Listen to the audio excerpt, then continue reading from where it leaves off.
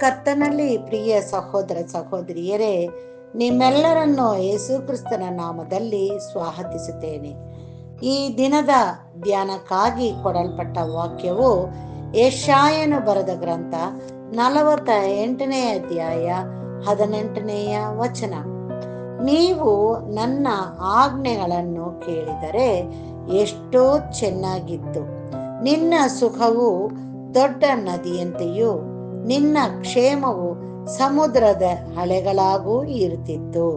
ಪ್ರಿಯರೇ, ನಮ್ಮ ತಂದೆಯಾದ ದೇವರು ಹೇಳುತ್ತಾರೆ, ನನ್ನ ಆಜ್ಞೆಗಳನ್ನು ಕೇಳಿದರೆ ಎಷ್ಟೋ ಚೆನ್ನಾಗಿತ್ತು ಎಂಬುದಾಗಿ.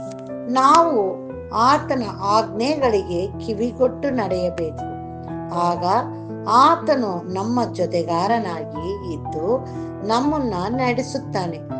ನಮ್ಮ ಸುಖವು ದೊಡ್ಡ ನದಿಯಂತೆ ಸಮವಾಗಿ ಹರಿಯುವಂತೆಯೂ ನಮ್ಮ ಕ್ಷೇಮವು ರಭಸವಿಲ್ಲದೆ ಸಮುದ್ರದ ಅಲೆಗಳಾಗೂ ಇರುತ್ತದೆ ಎಂದು ಹೇಳಿದ್ದಾನೆ.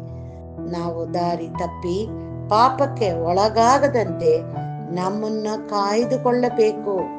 ನಮ್ಮನ್ನು ನಮ್ಮ ತಾಯಿಯ ಗರ್ಭದಿಂದಲೇ ಗುರುತಿಸಿ ನಮ್ಮನ್ನು ಆತನ ಅಂಗೈಯಲ್ಲಿ ಚಿತ್ತರಿಸಿ ಬೇಲಿಯಿಟ್ಟು ಕಾಯ್ದು ಕಾಪಾಡುವ ತಂದೆಯ ಆಜ್ಞೆಗಳನ್ನು ಕೇಳಿ ನಡೆದು ಆತನ ಆಶೀರ್ವಾದವನ್ನು ಹೊಂದಿಕೊಳ್ಳುವವರಾಗಿ ನಮ್ಮನ್ನ ಆತನಿಗೆ ಒಪ್ಪಿಸೋಣ. ಪ್ರಾರ್ಥನೆ ಮಾಡೋಣ. ನಮ್ಮನ್ನು ಬಹಳವಾಗಿ ಪ್ರೀತಿಸುವಂತ ನಮ್ಮ ತಂದೆಯಾದ ದೇವರೇ, ಈ ದಿನಕ್ಕಾಗಿ ನಿನಗೆ ಸ್ತೋತ್ರ ಸ್ವಾಮಿ. ಕೊಟ್ಟಂತ ಹೊಸ ದಿನಕ್ಕಾಗಿ, ಕೊಟ್ಟಂತ ವಾಕ್ಯಕ್ಕಾಗಿ ನಿನಗೆ ಸ್ತೋತ್ರ. ನಮ್ಮ ಆಯುಷ್ಯನ ದಿನದಲ್ಲಿ ಒಂದು ದಿನವನ್ನು ಹೆಚ್ಚು ಮಾಡಿ ನಿನ್ನನ್ನ ಘನಪಡಿಸಲಿಕ್ಕಾಗುವಂತೆ ಕೊಟ್ಟಿದ್ದಕ್ಕಾಗಿ ನಿನಗೆ ಸ್ತೋತ್ರ ಸ್ವಾಮಿ.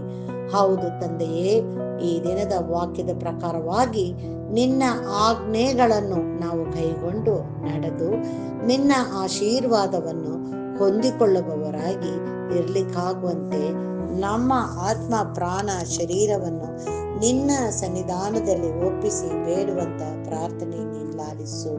ನಮ್ಮನ್ನ ಮಾತ್ರವಲ್ಲ ಕರ್ತನೆ, ಎಲ್ಲಾ ಜನರನ್ನು ನಿನ್ನ ಕಡೆ ತಿರುಗಿಸಲು ನಿನ್ನ ಮಕ್ಕಳಾಗಿ ಪ್ರತಿ ಒಬ್ಬೊಬ್ಬರು ಕೂಡ ಜೀವಿಸಿ ನಿನ್ನ ಪರಲೋಕ ರಾಜ್ಯದಲ್ಲಿ ನಿನ್ನೊಂದಿಗೆ ಬಂದು ಕೊಂಡಾಡಿ ನಿನ್ನನ್ನ ಸ್ತುತಿಸಲಿಕ್ಕಾಗುವಂತೆ ನಮ್ಮೆಲ್ಲರನ್ನು ನೀನು ಆಶೀರ್ವದಿಸಬೇಕೆಂಬುದಾಗಿ ನಮ್ಮ ರಕ್ಷಕನು ಒಡೆಯನೂ ಆಗಿರುವಂತ ಯೇಸು ಕ್ರಿಸ್ತನ ಮುಖಾಂತರದಲ್ಲಿ ಬೇಡಿದ್ದನ್ನು ಹೊಂದಿದ್ದೇವೆ ತಂದೆಯೇ, ಆಮೇನ್.